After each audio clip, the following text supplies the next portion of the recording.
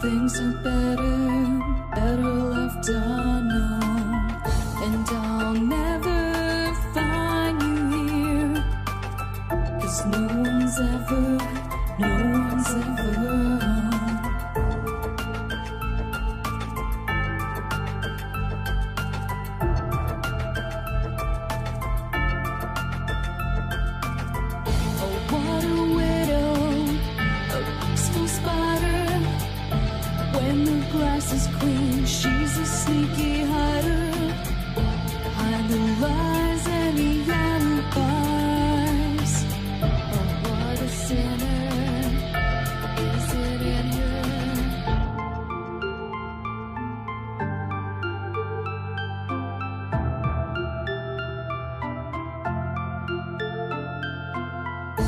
What's the truth in this riddle? Is love really just this simple? I can't seem to find my way in this world that never stays.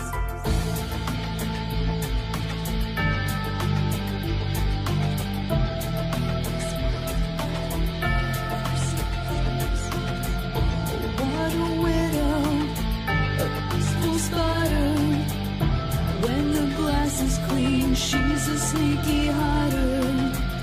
Hide the lies and the alibis. What a sinner. Is it in her?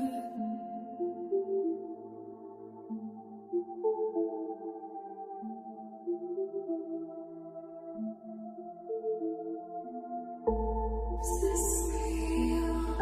Just illusion.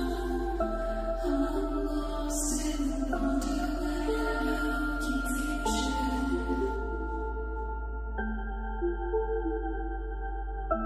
I'm lost in wonderland of confusion. Is this real or just illusion? Manifestation or a dark delusion? Is this real or just illusion? I'm lost in a wonderland of confusion.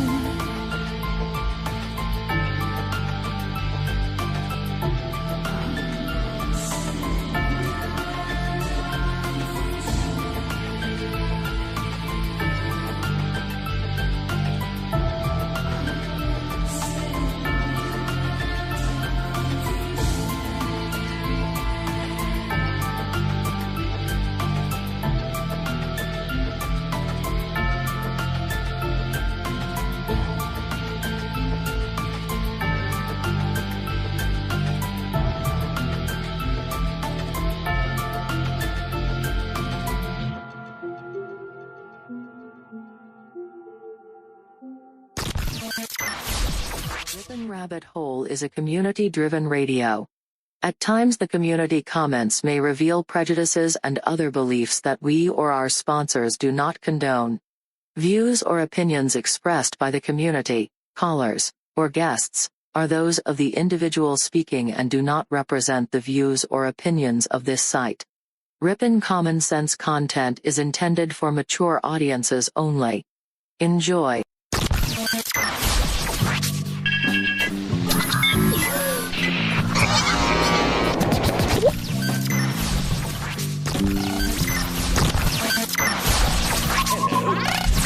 Hello.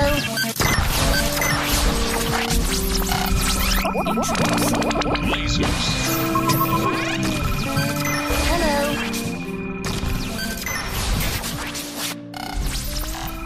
This is My Life DIY, and hi, this is JoJo. Hi, my name is Ash. Hey everybody, it's AJ the Rip'n Rabbit. This is Cynthia Sue Larson. This is your man Meta, aka Propagate This Light. And you're now listening to DarkWolf's Den.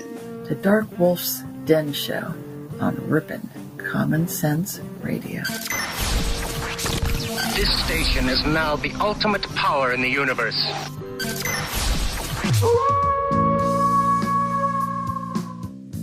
Are ghosts real? We had 1,000 hours of continuous communication with the spirit world.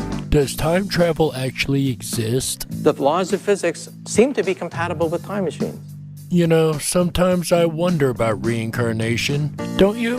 A 4-year-old boy in Adelaide, Australia, has told his parents that he used to be Britain's Princess Diana. What would happen if the world found out that aliens were real? I didn't say disclosure would be easy, but what is the alternative? To establish a space force as the 6th branch of the armed forces. We have so many questions and yet so little time, so to have you here, the pleasure is all mine. Coming to you from a secret mountain cave, hidden deep within the Idaho wilderness. This is the DarkWolf's Den Show. Now, here is your host, Jerry Hicks.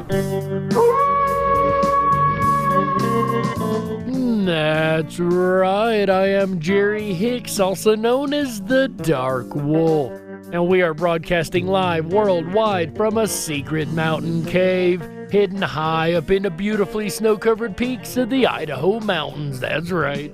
We're ripping through the electromagnetic soup, tearing through the atmosphere, and tunneling away into your radio like a quantum particle. This is the DarkWolf's Den Show for Thursday, April 1st, 2021. So whether you're on the edge of reality, the edge of the galaxy, or the edge of your seat, we're glad you chose us to be right there with you. Tonight, ladies and gentlemen, we're talking about something that was actually a rediscovery in modern times, a magical element that the ancients knew about and were just now, in recent times, starting to relearn the properties thereof. That's right, tonight, ladies and gentlemen, we're talking about the magical element of Ormus. That is tonight, April 1st, 2021, on the DarkWolf's Den Show. But first, today in history. As you guys know, I try to do my best to get a today in history that kind of matches our topic, if at all possible, right? Well, today we have definitely hit gold on that. All pun intended. You'll understand this joke here in just a moment, actually. But, ladies and gentlemen, on this day in 1971, the United Kingdom lifts all restrictions on gold ownership. That's right, ladies and gentlemen, 1971. And that actually connects to our topic directly, as we'll find out here in just a moment. And that is today's Today in History. And I always have been amazed with the fact that humans are obsessed with gold. All of our lives we've been obsessed with gold. And our lives, I mean like generation upon generation, all the way back to the ancients. They were obsessed with gold. Well, what if the ancients knew a secret about gold that we didn't know today? What if we were to rediscover that secret? Well, that is exactly what may have happened in the 1970s. We may have rediscovered a secret that the ancients even knew, and the Sumerians, and it may have even been spoken about in the Bible. And this is the element of Ormus. Well, you might ask yourself, what is Ormus, and why is it even important? Well, because it's magical. It actually has properties that is nothing shy of what we would call alien and or magic. But we'll get to all of that here shortly. This is going to be an incredible episode, guys. The rabbit hole goes really, really deep on this one. So let's go ahead and get this party started. Without any further ado, ladies and gentlemen, I'd like to introduce the voice of a man that passed away in 2017. He was one of my favorite researchers, an investigative journalist back when investigative journalism actually meant something. Ladies and gentlemen, Mr. Jim Mars is here to tell us about the magical Ormus. Let me start with a fellow named David Hudson. He was a Phoenix area farmer, and when I say a farmer, this is not a guy with a mule. He was a multi-million-dollar farm corporation. But he was having a hard time of it in the Phoenix area because the heat, the drought, it would dry up the soil, and he was really having problems. So he got the bright idea of putting various acids and chemicals into the ground to see if he couldn't loosen up the soil. And when he did, he noticed that there were some very odd properties to this soil. He used a copper electrowinning cell to separate the metal from the ground, and he began to come up with these strange little sparkly mineral things that he couldn't quite figure out. And so he took it to some local chemists and local geologists, and they couldn't quite figure it out either. And it turns out that actually what he was dealing with was an unknown, heretofore unknown property, a monatomic element. So this discovery so far is a complete accident, and the geologist and mineralogist have no idea what he has found. And he's basically stumbled upon something that is new to modern science, and perhaps only to modern science, but we'll get into that here in just a moment. He named it an orbitally rearranged monatomic element. Interesting enough, Orm-E we find in ancient Hebrew meaning the tree of life. Isn't that interesting? Remember that little tidbit that O-R-M-E in Hebrew means tree of life. Let us continue. And the reason he named it this, because these were single atom elements, okay, that were derived primarily from gold, silver, platinum metals. This was back in the 70s. And as promised, it connects right back to our today in history. The gold, platinum, or silver, so gold, of course, being this day in history. And this all happened in the 70s. And remember, in the 70s is when the UK actually got the gold ownership. So direct connection, interestingly enough, to the today in history. But that is only where the story begins. You would think this is something that, you know, people would have said, oh, well, oh, it was this, or, oh, you didn't discover anything, you know, come to find out. Well, come to find out that's not the case. Come to find out science got very interested in this. By the late 80s and 90s, we see a number of scientific papers. This is being very much talked about in the scientific world, but is still not known to the general public. And it's pretty esoteric. Oh, it's incredibly esoteric, and that's something you don't usually hear. Science and esotericism used in the same sentence, but this is going to break a lot more rules than that. These single atom elements can be rearranged by orbitally changing the nucleus of the atom. Remember, the single atom has the proton, neutron, electron, and the nucleus. So you literally are manipulating things at the atomic level, the each atom of gold, if you will, the single atoms of gold, or platinum, or silver. But for the sake of conversation, we're going to be speaking about gold.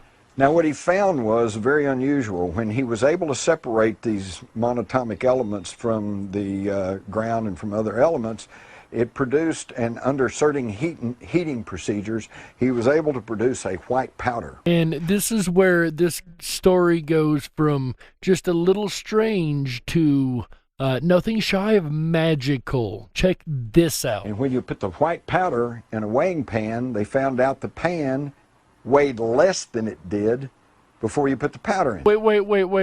Wait. Time out.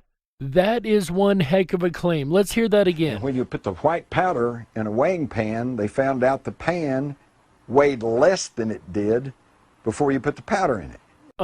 Guys, do you guys realize what the implications of that statement really means? So it had some sort of anti-gravity property to it.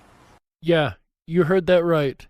This powdered gold or silver or platinum, according to scientists, has anti-gravity properties to it. Then it got stranger. Okay, it's kind of hard to get more strange than anti-gravity properties, but what do you got, Jim? Because they found out that if you heat treated it to a certain degree, the white powder would disappear.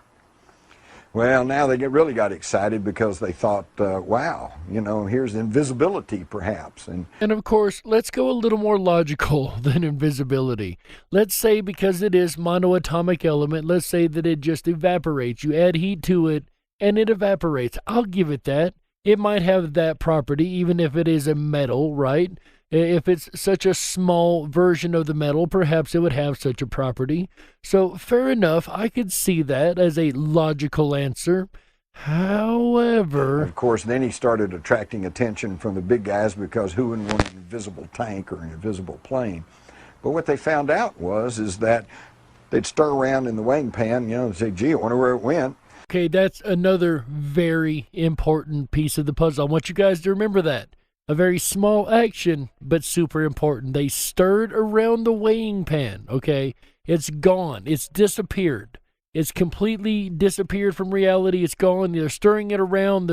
And if it does reappear, if it is invisibility, it should be in a different form than when it disappeared. Again, they stirred the pan. And then when it cooled off and came back to the white powder, okay, so it cools off and it reappears. So fair enough, perhaps it is invisibility. That's interesting, right? It was in the exact same configuration as when they first put it in the pan. Now, wait a second. They stirred the pan. Remember, I told you that was important. They stirred the pan. It shouldn't be in the exact same configuration. It should be mixed up if it was invisible. However, when they cooled it, it reappears in the exact same way that it was when it disappeared. In other words, it didn't just disappear. It went somewhere. When I told you this was magical, I wasn't kidding. This is nothing shy of amazing, right?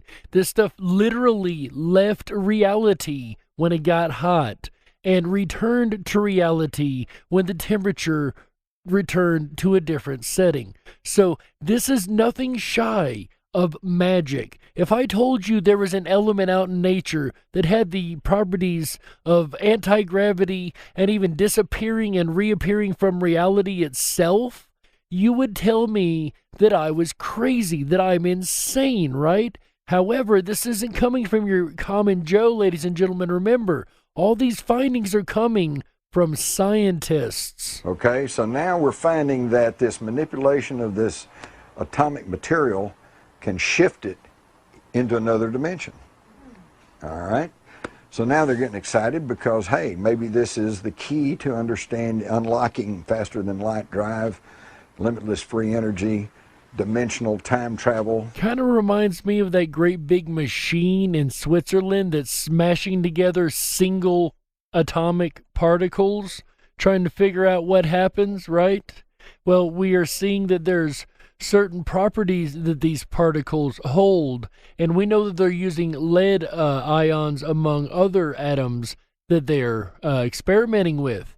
So perhaps they really are trying to rip holes in the fabric of reality using these atomic or monoatomic elements. But wait, there's more. And they also found that it had physical properties, that you could ingest the white powder, and that it basically didn't heal you, it cleaned up your DNA. Real quick, what you are about to hear is not medical advice. I am not a medical professional. I am merely giving you the information and allowing you to make your own decisions upon said information. Please do not take this information as medical advice by any means whatsoever. It is merely for your information and entertainment. Thank you. And make you where you didn't have to be healed. So now we're talking about perhaps longevity, because we all know that every few weeks or so, every cell in your body is regenerated. There's not a cell in your body today that's the same cell that was there, say, 10 years ago. All right? So why can't we live for hundreds of thousands of years if we just keep regenerating our cells? Because at the end of our DNA strand is what they call the telomerase caps. There's a cap on our DNA. And when it gets to a certain time in your life, those caps kick in and you quit reproducing the cells. And what happens then? You age and you die. Oxidation. This Ormus is said to fix this problem with the DNA and allow us to live longer and healthier lives.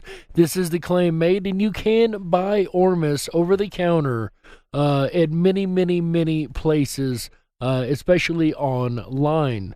This is a legit, like, mineral that is sold over the counter at most drugstores and things like that. Interestingly enough, this dovetails into the ancient stories of the alchemist who are trying to transmute base metals into gold. And we've all heard about that, and probably like me, you snickered at that. Now, poor fools think they can take a piece of lead and transmute it into gold.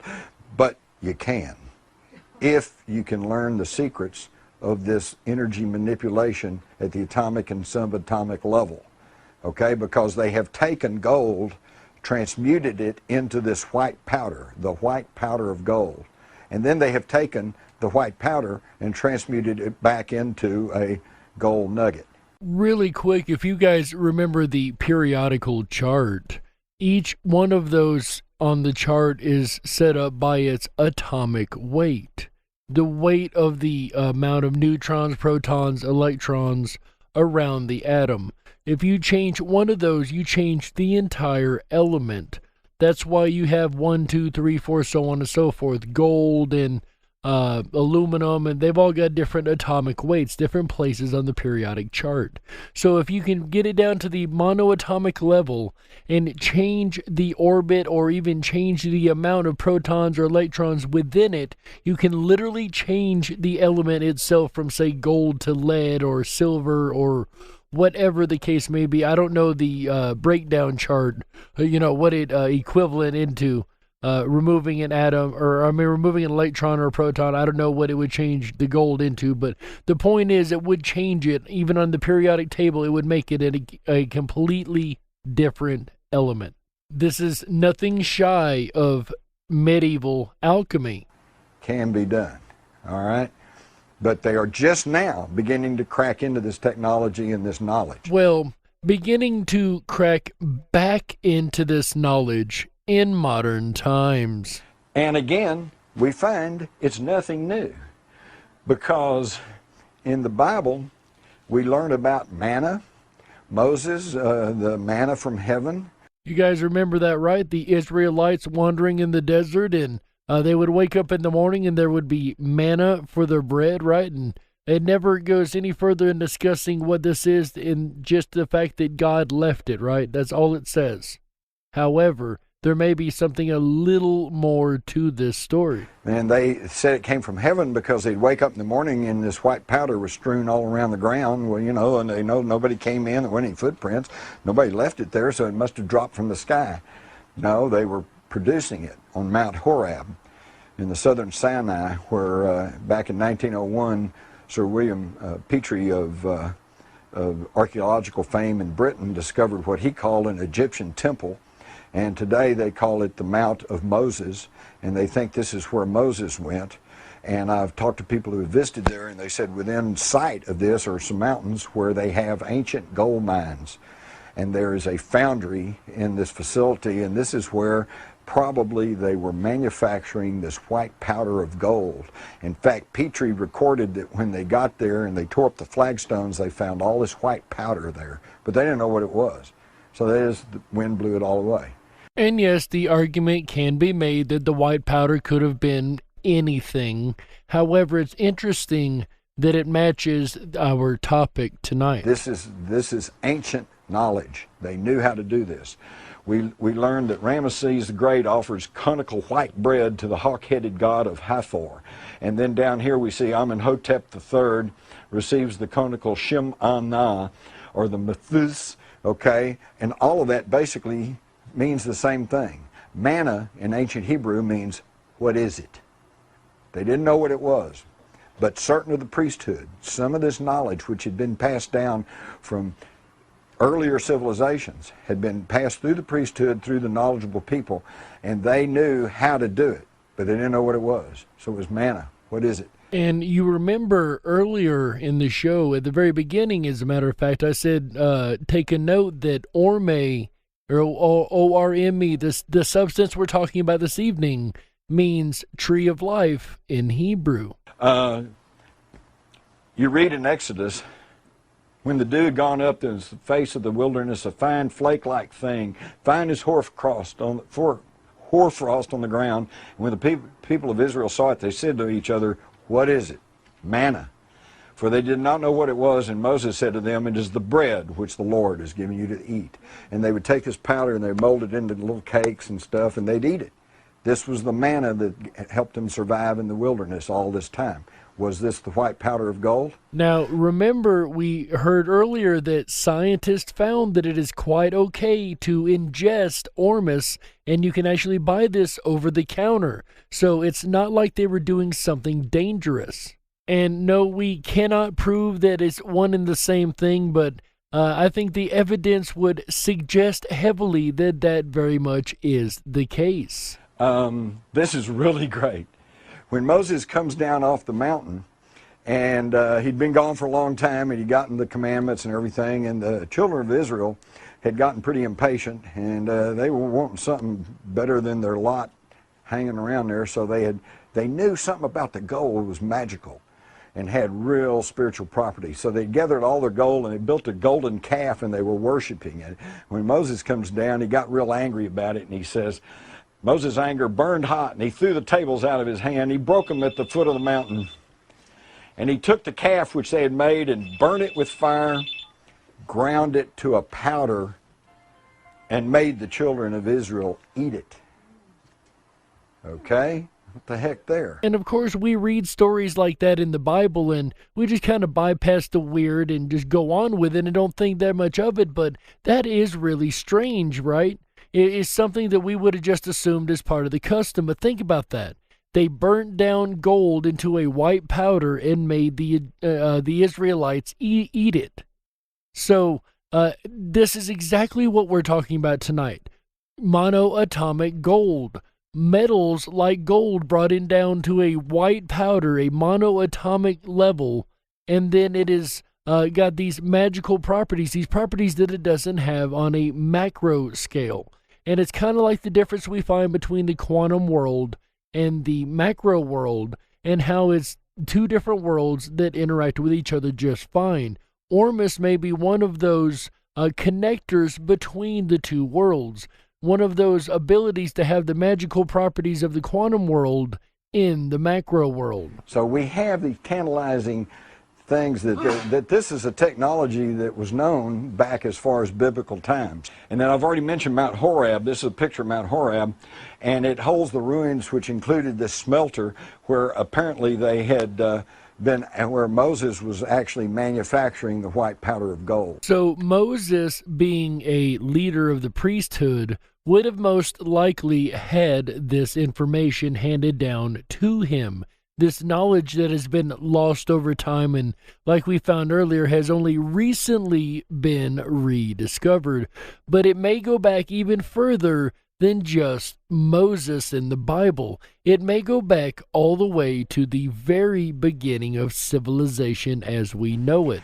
Now, where did the Egyptians learn all this from? From the biblical patriarch Abraham, who had brought the knowledge of Samaria to Egypt. Look in the Bible. Abraham was not a Jew. He was not even a Semite. He came from Ur of the Chaldees. Chaldea was simply an ancient term for Sumeria or Mesopotamia, what we now call Iraq. And the city of Ur is still over there, Uruk. A lot of these towns, in fact, most of those cities in ancient Sumeria were named after Abraham's relatives. Okay, so Abraham was not just some poor Jew wandering in the desert with a camel in a tent. He was a very prominent and probably royal Sumerian who brought the knowledge of the ancient Sumerians to Egypt. Shortly thereafter, the whole Egyptian civilization sprang full-blown into existence. And what I found in researching Rule by Secrecy is that it was surprising to me. The earliest dynasties of Egypt were the most advanced. So the Egyptian civilization did not start, from a primitive and then build into this exquisite civilization. It started off as an exquisite civilization and then digressed and devolved. And all of it because of the information that goes back to Sumeria. So we can see that Abraham comes from Ur of the Chaldees, goes up to Haran, comes all the way through Canaan, and ends up in Egypt. All of human history resides in Baghdad because that was the fountain of Western civilization for certain. The ancient Sumerians obviously knew a lot more than we even give them credit for. Which is a very tall statement, because remember, the Sumerians had civilization and everything we know as modern civilization from day one. They knew everything, the mathematics, agriculture, solar system, astronomy, everything. So to say they knew even more is a tall statement, and we'll get into why it's possible they knew quite a bit more and why it directly connects back to the Sumerians in the second half of the Darkwolf's Den Show right after these messages. Ladies and gentlemen, sit right there and we'll be right back with the second half in just a moment. Don't you touch that dial. That's right. We gotta stoke the fires and run off the men in black. Don't touch that dial. We'll be right back. Start stoking those fires and running off those men in black. Hi, everyone. It's AJ, the Rippin' Rabbit. Are you enjoying tonight's look at the Darkwolf's Den Show? If you are and you haven't done so already, please make sure to thumb up that video, hit that subscribe button, and ring that bell. You'll get our notifications every time we go live. We're here every Wednesday, Thursday, Friday, Saturday, and Sunday nights, bringing you the very best of common sense radio, the Rippin' Rabbit Hole. I'll return again tomorrow night, Friday, April 2nd, as we explore tinkerers. Are you a tinkerer, or perhaps do you know someone who is? What makes a tinkerer tick? Join me tomorrow night starting at 7 p.m. Pacific, 10/9 Central, and find out.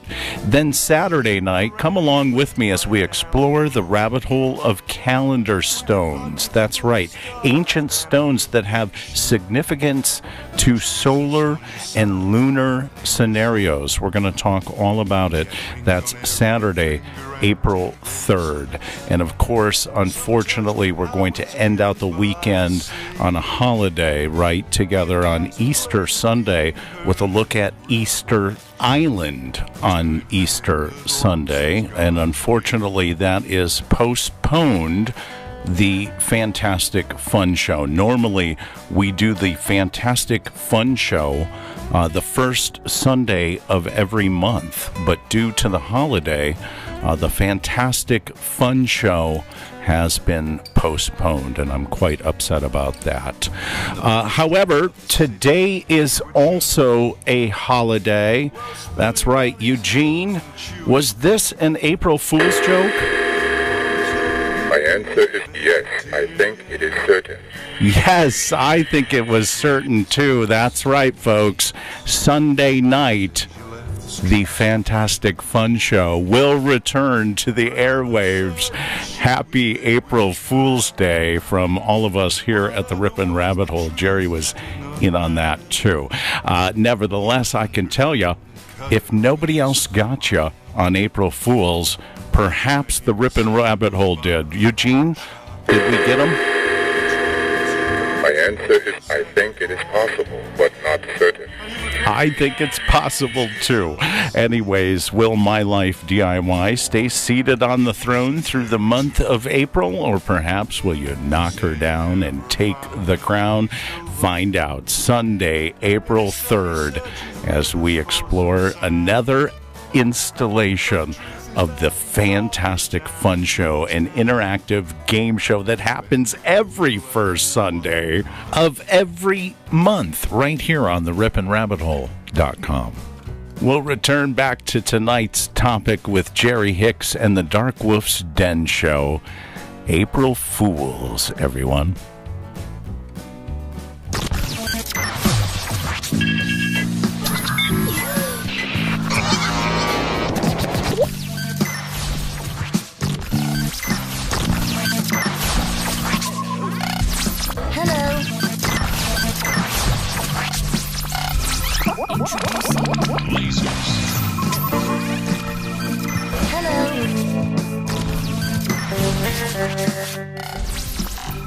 This is My Life DIY, and hi, this is JoJo. Hi, my name is Oz. Hey, everybody, it's AJ, the Rippin' Rabbit. This is Cynthia Sue Larson. This is your man Meta, a.k.a. Propagate This Light. And you're now listening to DarkWolf's Den. The DarkWolf's Den Show on Rippin' Common Sense Radio.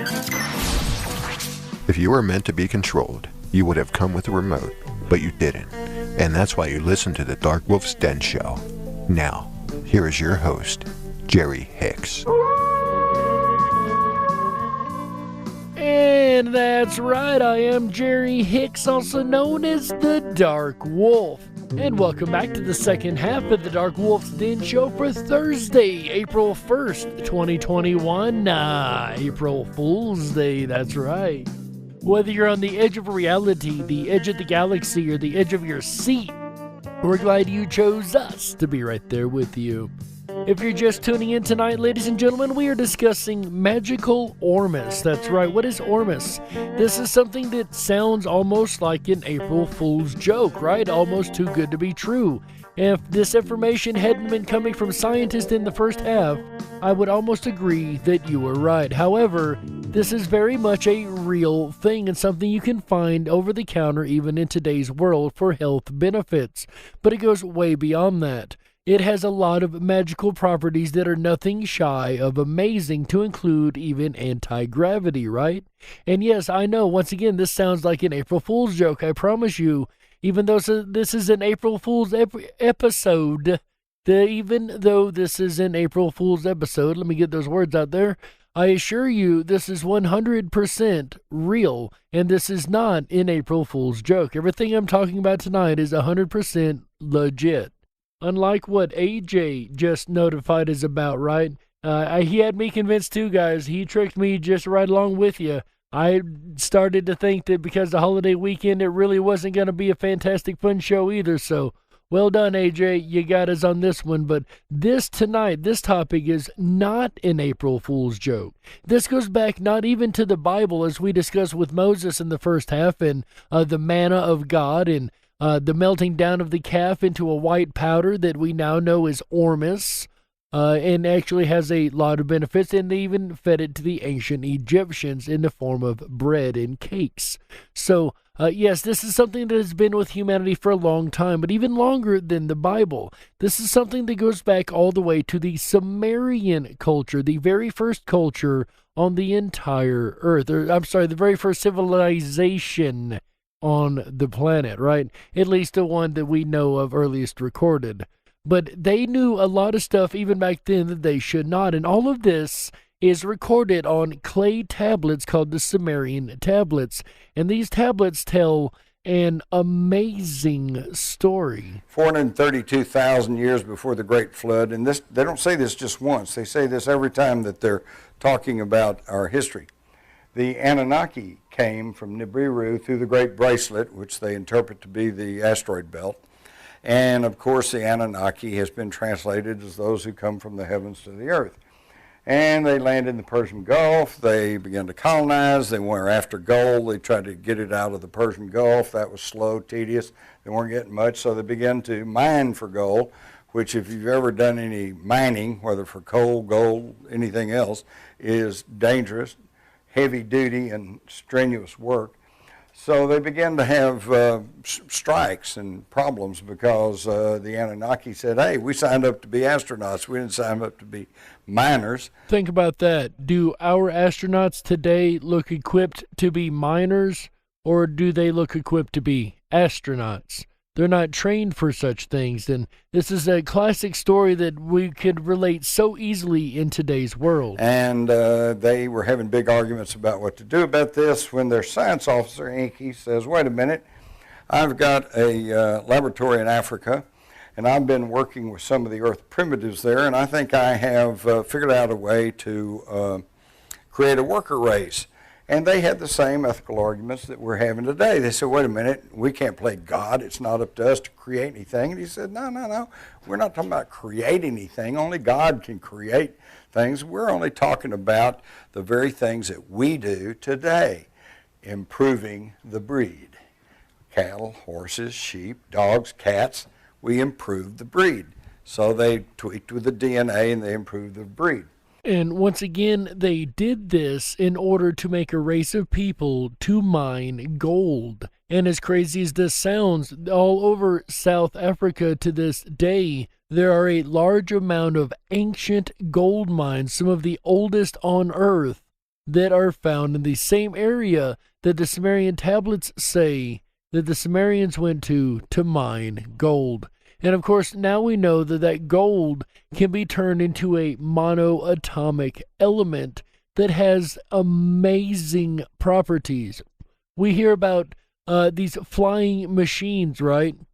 We hear about things like the Vimanas, who we know that ran off of mercury, which is yet another metal, and we also hear about all these different flying machines of the ancients. It even says the Sumerians had a flying machine, and the reason they needed the gold was to put it in a powder form and put it in the atmosphere, which is yet another property of gold. You see, if you powder up gold and you put it in the atmosphere, it actually tends to reflect the sunlight back from the planet and can help in things like climate change, like global warming, quote, unquote, or if there's an issue where there's too much sun coming in, you can put this in the atmosphere to reflect the sunlight from the planet.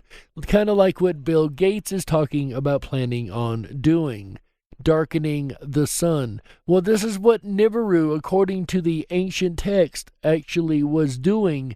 They had volcanic ash in their atmosphere, which was normal for their planet. And for some reason, it was starting to dwindle away and the volcanoes weren't putting out as much. And they needed something to supplement this and put into their atmosphere in order to fix the problem. That's why they had to come to Earth and mine the gold to begin with. It wasn't because they needed it for their spaceship. It's because they needed it for their planet. That was the whole point of coming here, to scout out and find the gold. Well, it turns out that is a real thing, and we are talking even today scientifically of putting gold in our atmosphere in order to try to block the rays of the sunlight and stop the harmful effects on the planet, if there is any. Of course, we're going by modern science's claims, so I'm not saying I back them up, but I'm saying it's interesting that the Sumerians told us this thousands and thousands of years ago, that gold is useful for this. And then they also told us about the manna in the Bible and the white powder that they ended up picking up off the desert floor that Moses said that they could eat, and turns out they could quite well. And it very well may have been a gold manufacturing plant that was being run on Mount Horeb. It may have been technology so far beyond our time, we don't even begin to understand it. And if this sounds insane to you, just think we have things like the Baghdad battery, which is just a couple copper pipes in a clay pot, and they think they used it to electroplate things with what element? But of course, gold. If you put grape juice or some type of acidic liquid into this, you literally get an electrical charge there out of. And it's just amazing how ahead of the curve that the ancients were. What did the ancients know that yet we are still to find out today? We know mysteries like the pyramid that we're still yet to understand today. And then we've got mysteries of Ormus, or white powder of gold. And this is amazing stuff. And like I said, you can find it in a medicinal form over the counter. This is supposed to be very good for your DNA. This is supposed to be good for your body. This is supposed to be good for many, many things in life. And it's amazing to me that it's such a simple thing. You can bring it down to the atomic level. And it also displays properties that we would call, even today, paranormal. Properties like the ability to not only disappear and create invisible routine, if you will, the ability to disappear, but it doesn't only disappear, it disappears from reality itself. It goes quantum. It goes somewhere else. And like we spoke of earlier in the episode also, we've got CERN. CERN is doing projects and experiments with these monoatomic elements of lead, and I can probably guarantee they're shooting other things together. but it brings back the idea that CERN may very well be messing with reality. Because if these things are doing things on a monoatomic dimensional level, if they really are disappearing into another dimension, and it is that connection between the realms, that connection between the veil, if you will. If gold is so superior and such an amazing thing that not only are we obsessed by the color of it, but there could be a reason we are really obsessed with gold at all. There could be things that esoterically or even a genetic memory we have of knowing without realizing that we know these things. We just know that it is very important. But what do you guys think? Do you guys think there's something to it? Do you think there's something like the scientists found to this mystery? We know that the scientists have reported things that are nothing short of esoteric, from anti-gravity to wondrous effects on the human body. This is the wonder drug of wonder drugs, the wonder element, if you will, the thing that could change the world. And, of course, you're not going to hear this on your mainstream media, but if you do the research, you're going to find out. Even though this is April Fool's Day, once again, ladies and gentlemen, I assure you there's nothing joking about this. This is not an April Fool's joke. This is a legit, real element that is been found, and I'm sure it can be found in nature if you find it in a monoatomic level. Probably as gold is forming in the seams, I would imagine you could find something like that. But what do you guys think? Do you guys think that it is possible that this is something that the ancients knew, that they used this technology and may have used it to build the pyramids? Maybe that's what they used to put on top of these stones, right? To build the pyramids and float them across. Maybe they didn't need equipment. Maybe they could make it anti-gravity just by laying a little powder on these stones and making the stones lift up, or making it easy enough that a child could lift a 10-ton stone. There's so many possibilities when you look into the what this idea leads to down the road, the long run. If you look at the implications of the idea of Ormus, it is nothing short of magical. But in the end, ladies and gentlemen, all you can do is look at the evidence, apply a little common sense. In the end, ladies and gentlemen, you be the judge.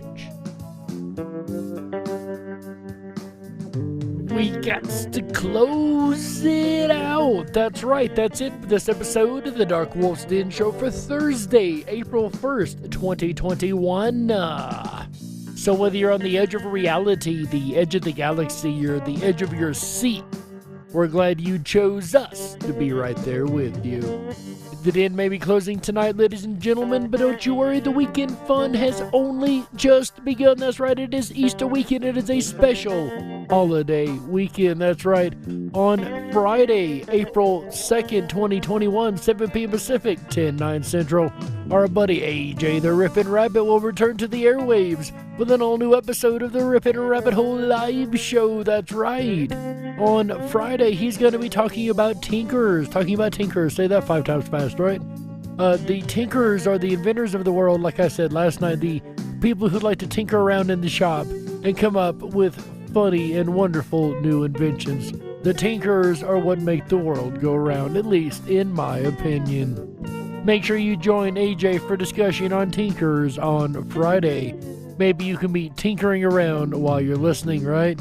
Then on Saturday, April 3rd, 2021, 7 p.m. Pacific, 10/9 Central, AJ the Rippin' Rabbit's going to be back with the Rippin' Rabbit Hole live show with an episode about calendar stones. That's right. AJ and I were discussing this the other day. There's a mystery here, guys. A mystery that is incredibly intriguing. I don't want to give it away, but it's a timely mystery for sure. And as we know, the calendar stones were built to be a calendar of time of the sun and the moon. It's definitely a conversation you don't want to miss, and a mystery that is going to intrigue you for sure. Then on Sunday, April 4th, Easter Sunday, ladies and gentlemen, he is going to be talking about Easter Island and the Rapa Nui. Nah, just kidding. He is actually going to be doing the Easter-themed Fantastic Fun Show, ladies and gentlemen. So make sure you guys tune in for the Fantastic Fun Show on Sunday. See if the reigning champion, our queen, My Life DIY, can hold the throne against CSN champion, or if CSN champion will knock her off, or if one of you guys can step in and join the fun of the trivia show, the Fantastic Fun Show. This is an interactive game show that anybody can interact with and join us on YouTube and have a great time and become the king or queen of the Riffin' Rabbit Hole for the next month. It don't necessarily have to be My Life DIY or CSN. Maybe one of you can step in and take the crown away from both of them. If I wasn't working that day, I would definitely jump in and give them all a run for their money. But because I can't be there, I need you guys to step in my place and give these guys a run for the money. Try to take the crown away from the guys who have had it for way too long, right? Come on, guys, step on in Sunday, April 4th, 2021, 7 p.m. Pacific, 10/9 Central, on the Riffin' Rabbit Hole live show for the Fantastic Fun Show with an Easter theme. That's right. I hope everybody's enjoyed this amazing April Fool's weekend. April Fool's joke AJ got us, guys.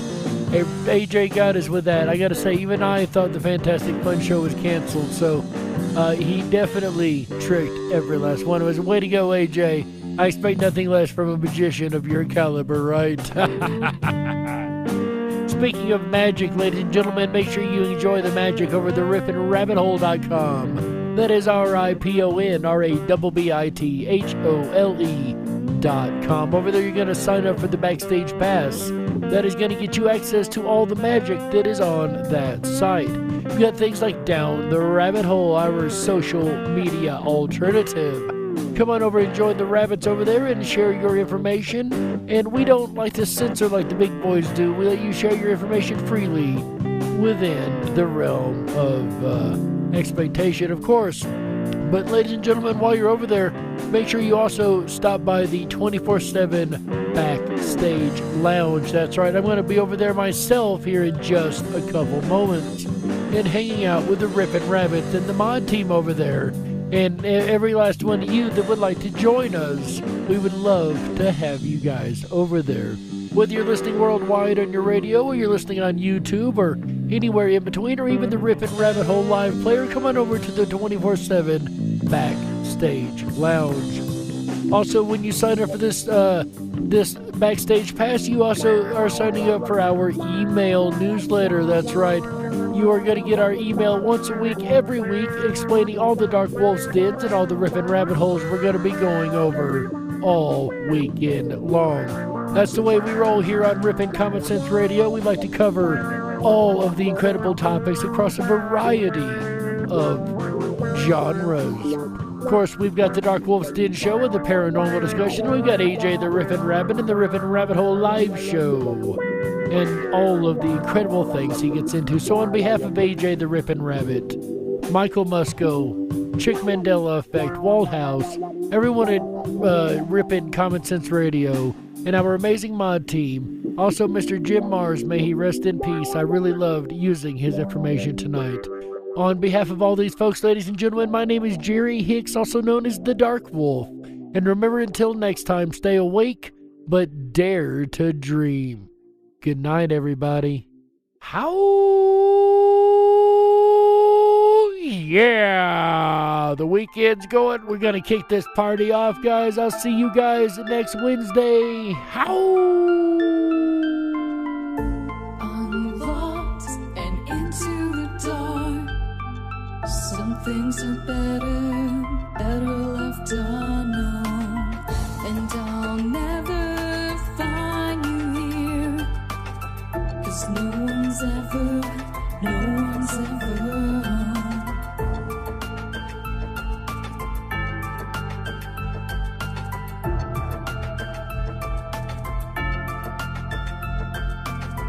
Oh, what a widow, a peaceful spider. When the glass is clean, she's a sneaky hider. Hide the lies and the alibis. Oh, what a sinner is it in her?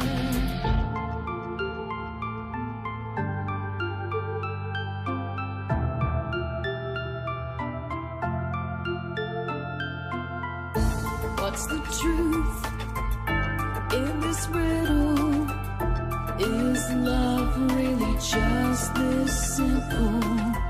I can't seem to find my way in this world that never stays.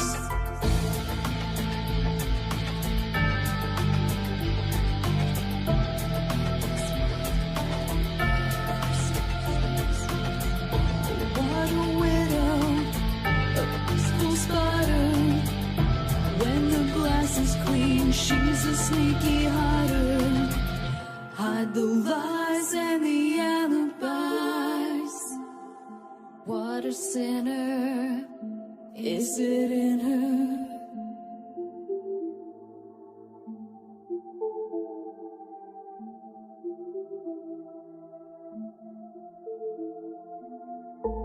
Is this real? Just illusion. I'm lost in the wonderland of confusion.